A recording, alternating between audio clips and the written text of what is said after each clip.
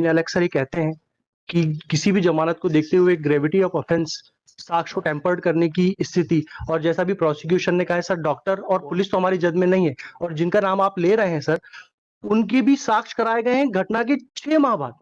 जी साक्ष्य तो पढ़ रहे हैं।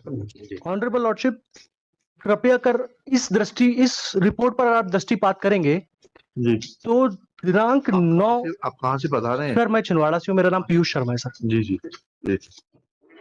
ऑनरेबल लॉर्डशिप, ये दूसरी जमानत का आवेदन है। प्रथम जमानत आवेदन पर इस आधार पर निरस्त किया गया था कि डीएनए रिपोर्ट पॉजिटिव आई थी, लेकिन उस समय माननीय न्यायालय के समक्ष उन तथ्यों को प्रदर्शित नहीं किया गया। मैं माननीय न्यायालय की अनुमति से चाहूंगा कि कुछ तथ्य मैं माननीय न्यायालय के समक्ष रख सकूं। बताएं, प्लीज बताएं। मैं माननीय न्यायालय का ध्यान विनम्रता पूर्वक आकृष्ट कराना चाहूंगा।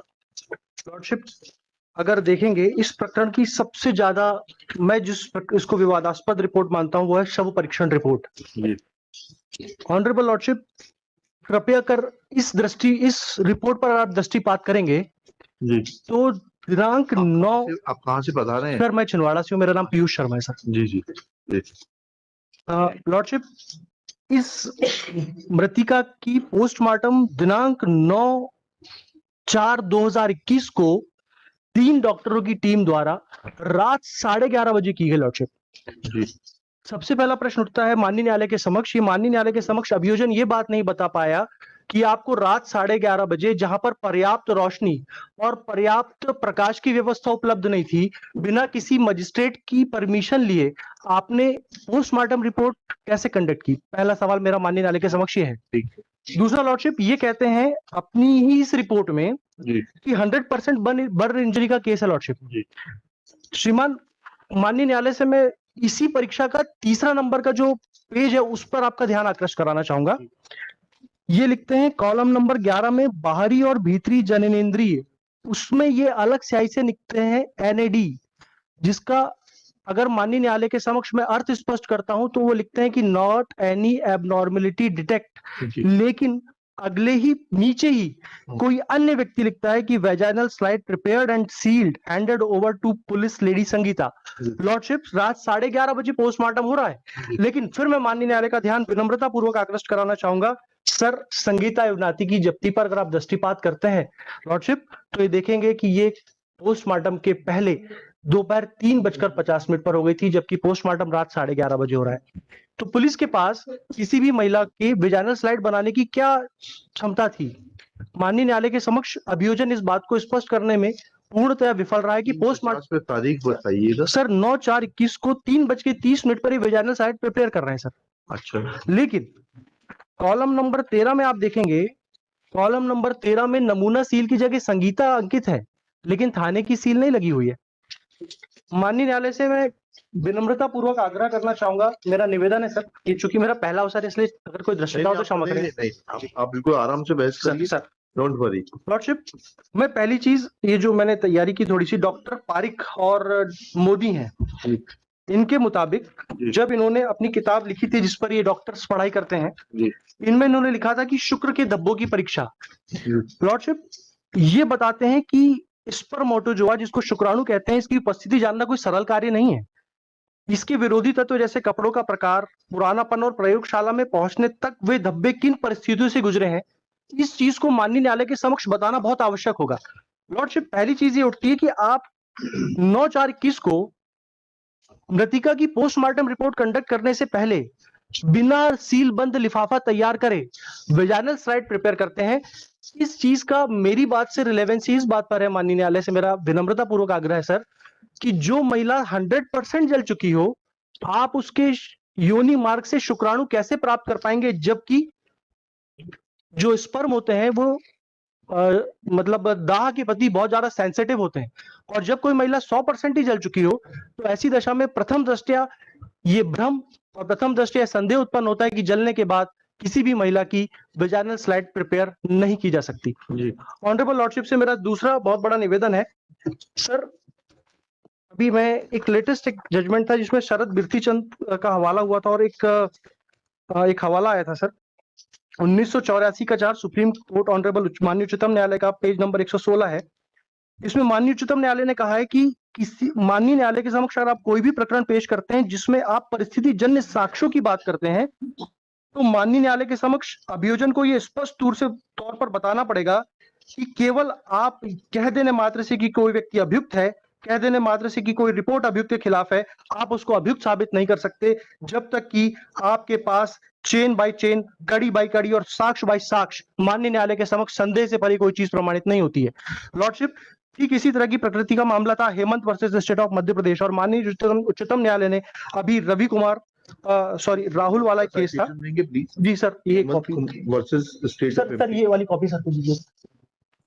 मैं माननीय न्यायालय से निवेदन करना चाहूंगा कि इस प्रकरण में माननीय उच्चतम न्यायालय ने ये कहा है, और मैं माननीय न्यायालय का इस जजमेंट की ओर ध्यान आकर्षित कराना चाहूंगा। सर, पूरे हिंदुस्तान के अंदर इस जजमेंट की बड़ी जोरों से चर्चा है, जिस मामले में माननीय उच्चतम न्यायालय ने, बताइए प्लीज सर, इसमें माननीय उच्चतम न्यायालय ने डीएनए प्रोफाइलिंग को पेज नंबर 138 से डिस्कस करना शुरू किया था, और उसमें 38 हाँ सर, मतलब वो शायद कंडी का क्रमांक 138 से सर। हाँ जी, उसमें उन्होंने डीएनए प्रोफाइलिंग पद्धति के बारे में बताया सर। जी, माननीय उच्चतम न्यायालय का ऐसे मामलों के बारे में कहना था कि डीएनए किया जाता है, ये कोई बहुत बड़ी बात नहीं है, लेकिन डीएनए को करने के लिए और माननीय न्यायालय के समक्ष डीएनए की सत्यता को प्रमाणित करने के लिए इसकी आपको सबसे पहले ये बताना पड़ेगा कि जो स्लाइड है, जो नमूना है, उसको विधिवत संरक्षित किया गया, उसको विधिवत लैब तक पहुंचाया गया, क्योंकि डीएनए एक ऐसे अणु होते हैं जो शरीर के किसी भी तरल भाग द्वारा गुजरते रहते हैं। इसी तरह डीएनए का पॉजिटिव आ जाना किसी अभियुक्त को दोषी ठहराए जाने के लिए पर्याप्त नहीं होगा जब तक कि ऐसी संपूर्ण परिस्थितियों को माननीय न्यायालय के समक्ष स्पष्ट ना कर दिया गया हो।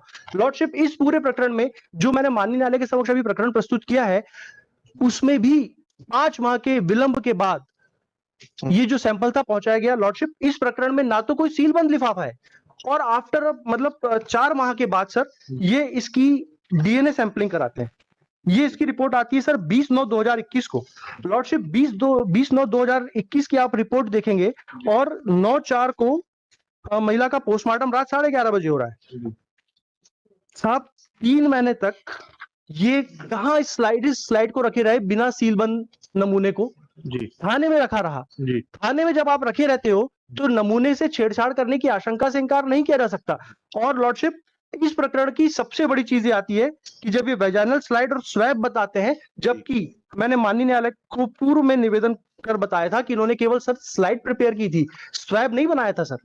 तो सर ये स्वैब इनको कहां से प्राप्त हो गया अतिरिक्त? इसका मतलब ये है कि अभियुक्त को झूठा बचाने के आशय से इन्होंने पूरी कथा रची है। लॉर्डशिप, इसके बाद जब ये जांच होती है, फिर ये स्लाइड वापस आता है। लॉर्डशिप, ये इसका ब्लड निकालते हैं।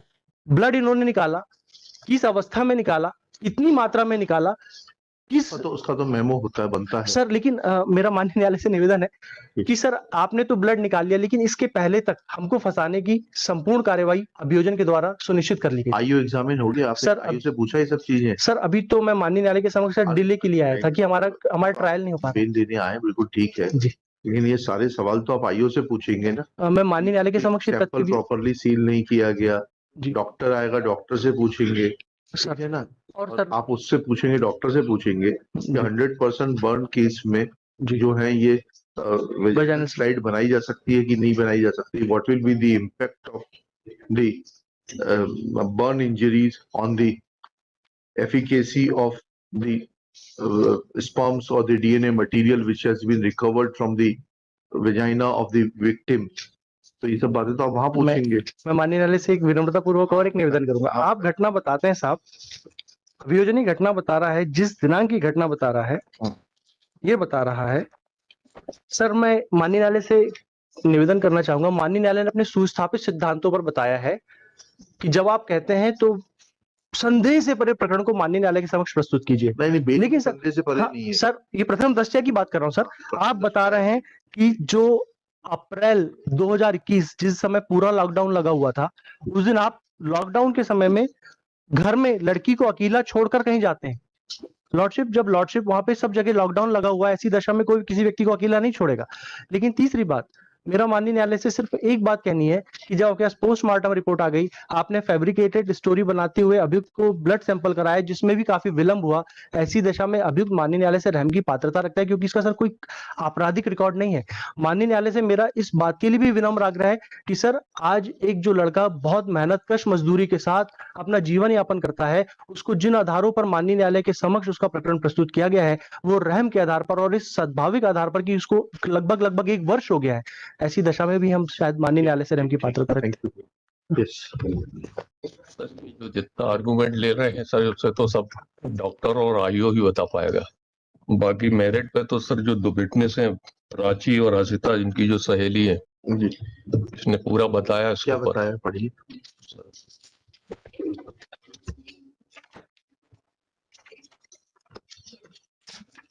और जो ये डिसीज है sir, aged about 15 years of age. बंद कैसे हो गया था ये? आपने बंद किया था ये? अभी मैंने ऑन किया, बंद कैसे हो गया?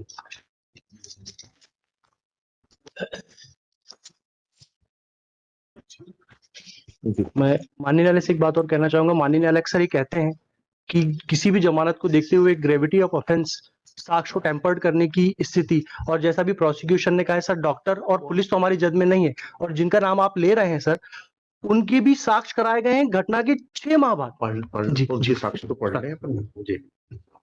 जो रिलेवेंट पोर्शन है प्लीज पढ़ सर, कि राजा गुप्ता जनवरी 2020 में डांस का प्रोग्राम के पहले मुझे शिवानी आहाके एवं शिवानी की मां शिवानी की बुआ परिवार के लोगों को लेकर देवरानी दाई मेला में ऑटो से लेकर गया था। तभी से शिवानी एवं राजा गुप्ता का परिचय हो गया था। ऑटो राजा गुप्ता के पास है।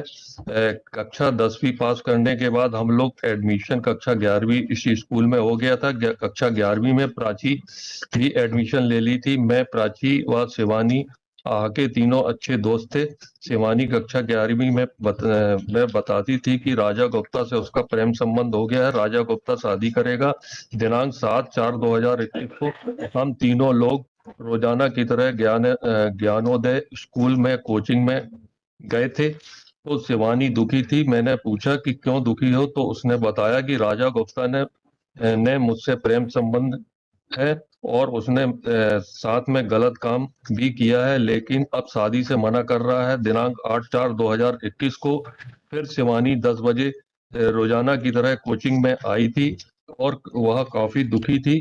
तब मैंने उससे पूछा कि क्यों दुखी हो, तो शिवानी बोली कि वह बर्बाद हो गई है और राजा गुप्ता शादी करने से मना कर रहा है। फिर करीब 12 बजे कोचिंग समाप्त होने पर शिवानी अपने घर चली गई। फिर शाम को 6 बजे कोचिंग वाले शरीफ सर ने मुझे फोन करके बताया कि शिवानी जलकर मर गई है।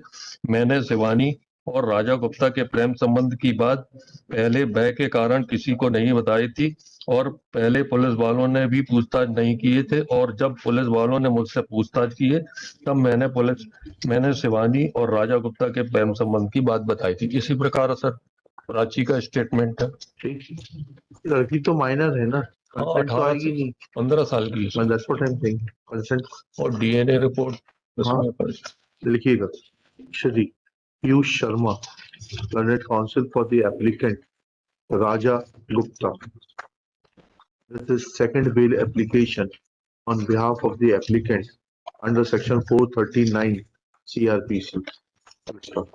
Case crime number 222 of 2021 is registered at police station Ravanwara, district Chhindwara, for offence under section 305, 376 within bracket 3, 376 within bracket 2, another bracket small j, 376 within bracket 2, another bracket small n of the Indian Penal Code, section 5(6) of POXO Act, section 31W2 and 325 of Scheduled Caste and Scheduled Tribes Prevention of Atrocities Act. Full stop. It is submitted that applicant is in custody since 29/10/2021. Next paragraph. Shri Piyush Sharma submits that the whole story of the prosecution is full of improbabilities. Full stop. He submits that postmortem was conducted at 11:30 p.m., which is not permissible without taking consent of the concerned magistrate. Full stop. It is further submitted that there is a mention of preparation of a vaginal slide in the postmortem report, but vaginal slide was seized at 3:30 p.m. was prepared at 3:30 p.m. as is evident from the memorandum prepared in support of preparation of such vaginal slide. Full stop. Shri Sharma further submits that the vaginal slide was kept in open for a long period of 5 months in as much as DNA report is dated 20/9/2021. Full stop. He alleges that this sample was lying with the concerned police station and was not forwarded to the concerned laboratory. Full stop. He further submits that when the deceased died of burn injuries which have been certified to be 100% by the concerned doctor, then with the concerned team of doctors which conducted postmortem, then there was no possibility of survival of DNA material in the sperm, which has been allegedly matched with the blood sample of the present applicant. Full stop.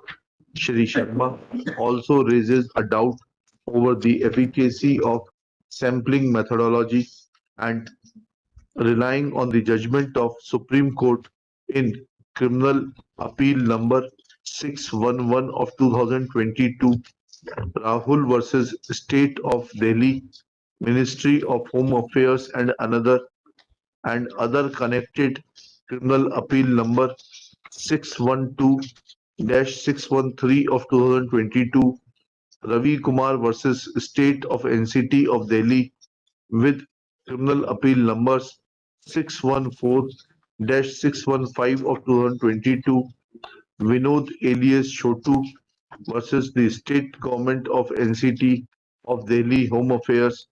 It is submitted that complete sampling methodology has been discussed in para 31 of the said order.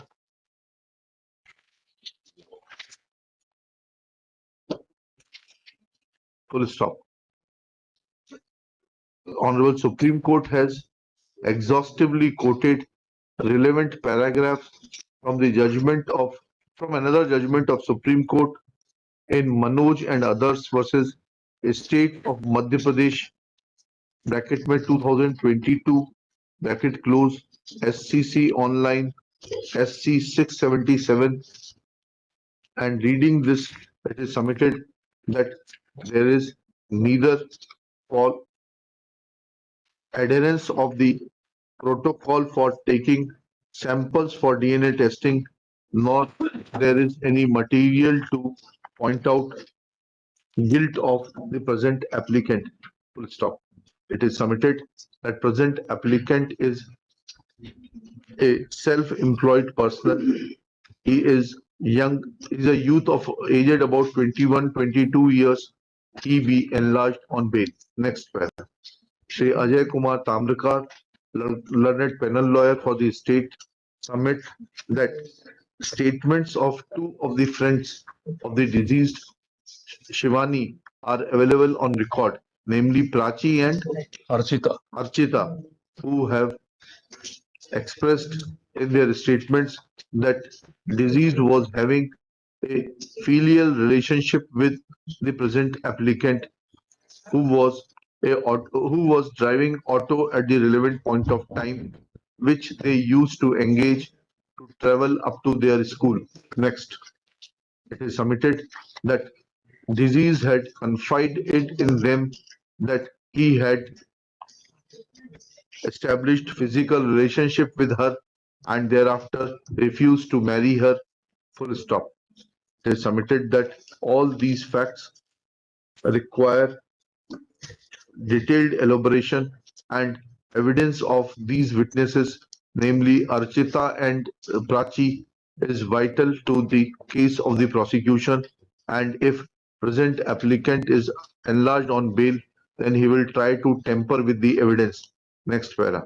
It is further submitted that all the arguments raised by learned counsel for the applicant Shri Piyush Sharma are matter of evidence and they cannot be decided at the time of deciding this bail application. Next, after hearing learned counsel for the parties and going through the record, it is evident that first bail application was dismissed due to finding of the concerned SFSL laboratory that DNA material found on the vaginal slide matches with the DNA material collected from the present applicant. Full stop. There is no change of circumstance. Though Shri Piyush Sharma has vehemently argued and has tried to raise doubt about the efficacy of the sampling procedure. Full stop. However, this efficacy of sampling procedure can be tested before the trial court and not in an bail application. Therefore, for the present, taking this fact into consideration that deceased was a minor aged about 15 years, there is evidence of establishment of physical relationship which has been confirmed in the form of DNA report, it cannot be said that applicant is not guilty or prima facie not guilty of the offences charged with. Full stop. Application fails and is dismissed. Obelisk.